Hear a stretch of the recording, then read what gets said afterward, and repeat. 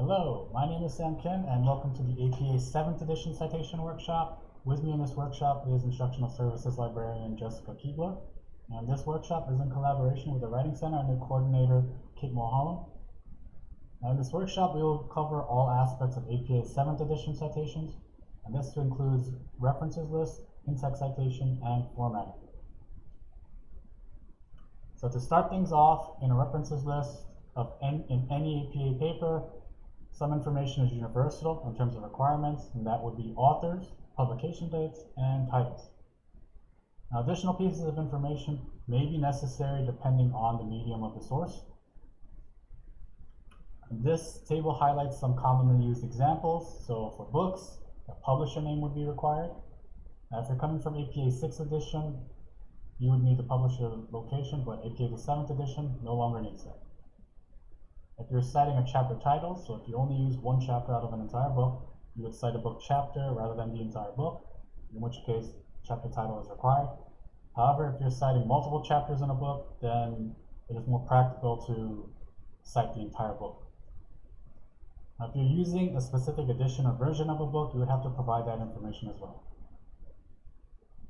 Periodicals or any publication released on a semi-regular basis, so this would be newspapers, magazines, and journals. Added information that is needed goes as follows. The publication title, so Time Magazine, New York Times, New England Journal of Medicine, Journal of the American Medical Association, those would all be examples of the publication title. That would be required. For most print periodicals, the volume and issue number is required. However, if the publication is produced online, that information would not be available. Now, unique to journals is the DOI number. So that's how you would know it is a journal rather than any other type of periodical. But for APA 7th edition, the DOI number must be formatted thusly: https://doi.org/ and then you would include your DOI number there. For websites, if you were citing anything, any type of media, so image, video, graphics, or data set, you'd have to mention the format of that. However, if you're only citing a text in an article, the file format is not necessary. The publication date of the website is important. And if you're coming from 6th edition, the access date is no longer a requirement. Now for publication date, it is required that you would use the most updated date. So if there's an updated on whatever date, you'd use that date. And finally, you would need a URL for any website.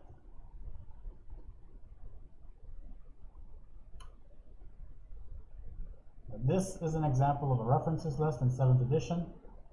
So the references list should be organized alphabetically by author last name. However, you do not reorganize or alphabetize author names in each source. So author name order is determined by the authors, where the first author is the person that came up with the idea or the highest contributor, and the last author is usually the senior most member on the team or the host of the facilities used for the research. So looking at the first source in this example, you'll notice that it's quite long, and it mentions a total of 11 authors. Now in APA 7th edition, you would have to mention the first 20 authors in any given source. So if the source has 21 or more authors, you would mention the first 19 authors, then the last author. So every author between 19 and the last author is replaced by an ellipsis or ... And while 20 names may seem excessive, the current record for most authors in any publication is 5,154.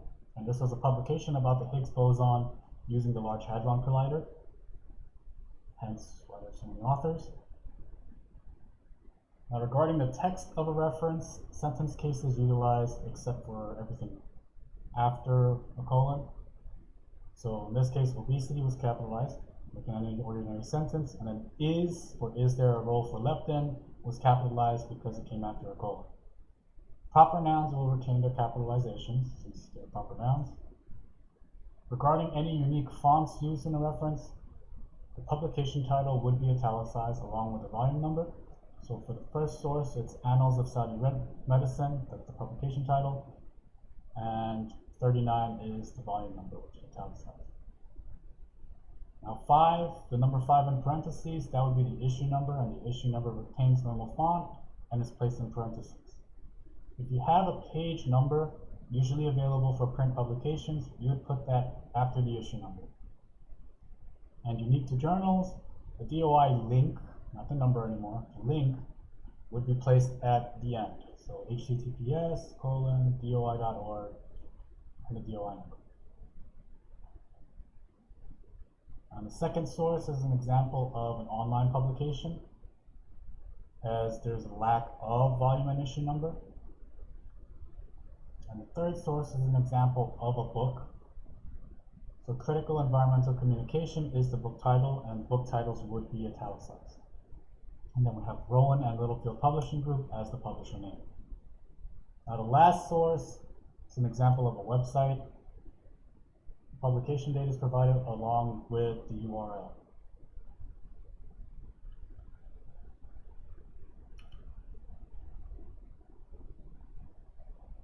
So moving on to in-text citations, there are 3 methods for citing an APA. This is an order of frequency. So for method A, that is parenthetical. Then you have method B, narrative, and method C, which is a variation of narrative.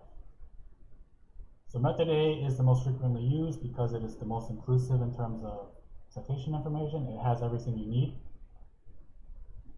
which is why it's rarely wrong. If anything, it would be somewhat redundant, which is why method B and C exist.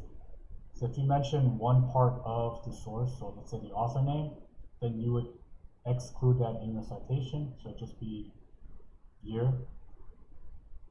And then method C is if you mention both the publication date and the author, you wouldn't have to add anything. And in some examples of in-text citations, so example 1 is an example of parenthetical, because you see Scullin, 2018 in parentheses. The second example is an example of narrative, as the author names are listed, and then in parentheses the year. The third example is a variation of the second example, where the year and the authors are provided, so you see no parentheses, but you would still see the source in the references list. And then finally, the last example is an example of parenthetical citations using the et al. Shorthand. So APA 7th edition, when you're citing any source with 3 or more authors, you would just mention the first author and an et al. When using parenthetical. However, if you're using the narrative citation, then the source would require 6 or more authors, in which case the first author would be first author et al. In the event that you have the same first author for 2 sources that have more than 6 authors, you would mention the first 3 authors and then et al. And this is just to eliminate any ambiguity.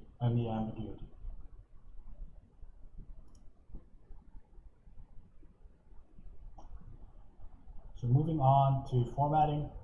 So for formatting, there are 2 versions of the cover page in APA 7th edition. It's a professional version and a student version. Depending on which version you're using, the requirements for that cover page differ. So for a professional cover page, you would need title, author name, affiliations, running head, page number, and author note or disclaimer.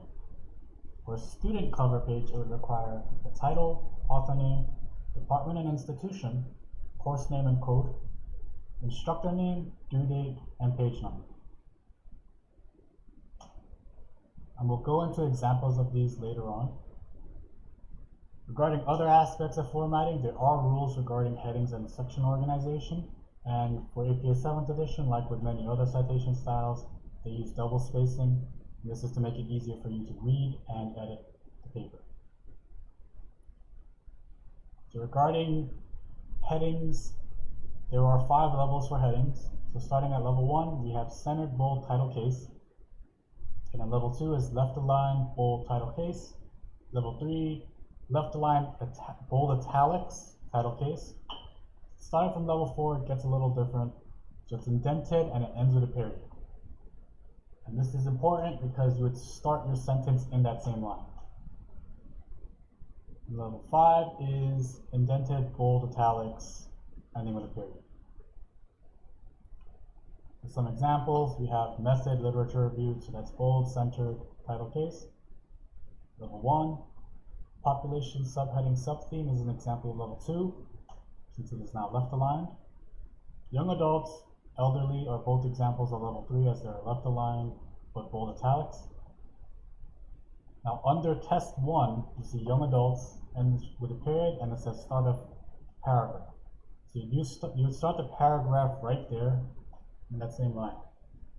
Whereas for level 3 and above, you would start the paragraph as if it was a new line or a new section.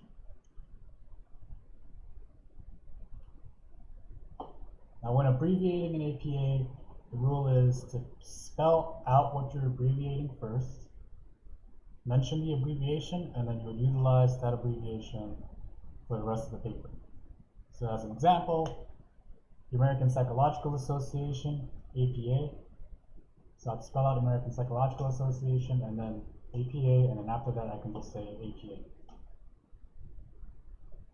Now this comes at a cost, so if I was writing a paper about professional organizations and I mentioned APA as American Psychological Association, and I later mentioned the American Payroll Association, which is also APA, I could not assign APA to that second organization because it's already taken.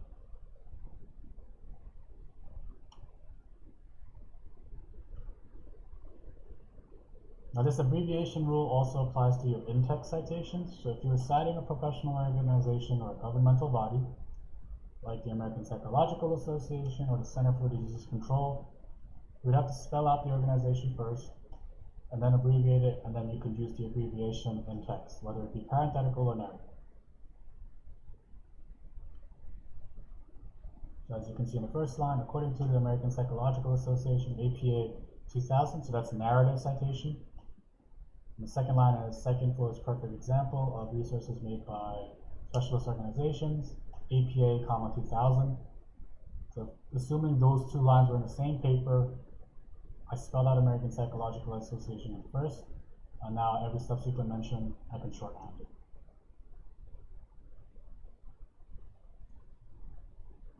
Now on screen is an example of a professional cover page, as I mentioned earlier, so this is an example. So starting from the top, you see the running head, which is a shorthand of the paper's title. And then at the center is the paper's title. This must be centered. Then you would have the author's name and a superscript, and then you would label the superscript, so in this case, my affiliation. And then at the bottom, it's the author note, and this is where you would either provide a conflict of interest or the lack thereof. Now this is an example of a student cover page. So notice how there is no running head at the top. You still have the same title of the article, student name, student's department and institution, the course code and the course name, the instructor's name, and then the due date of the assignment. And then the second page for a student paper would look as follows. You would still use the title of the paper, and then you would provide a text. So if there are any headings that you would have to use, that's where you would apply it. If you have any questions about APA 7th edition citations, feel free to contact the libraries at asklibrary.pace.edu. Thank you.